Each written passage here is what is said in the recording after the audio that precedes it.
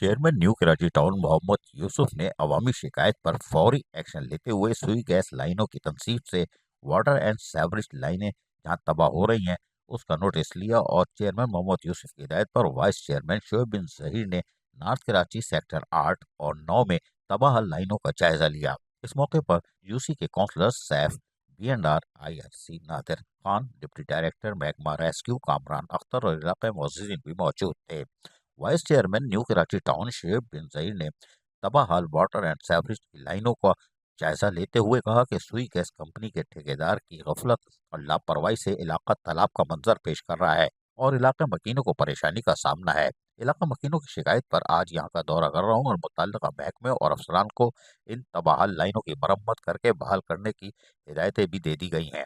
उन्होंने कहा कि सुई गैस कंपनी लाइनों की तनसीब की वजह से हर सड़क और गली खोदी गई है, जिसकी वजह से आवाम परेशानी में मुब्तला है।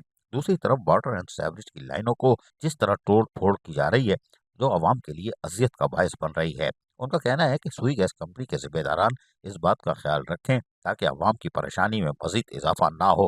बलदियाती नुमाइंदे अवामी शिकायत पर फौरी एक्शन ले रहे हैं और मुतासरा लाइनों की मरम्मत और बहाली का काम हंगामी बुनियादों पर करवाया भी जा रहा है।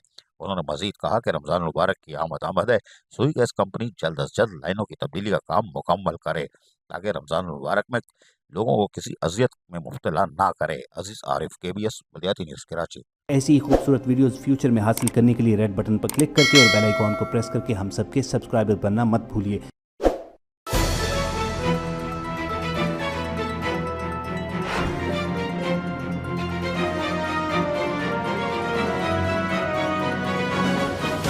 KBS बलदियाती न्यूज़।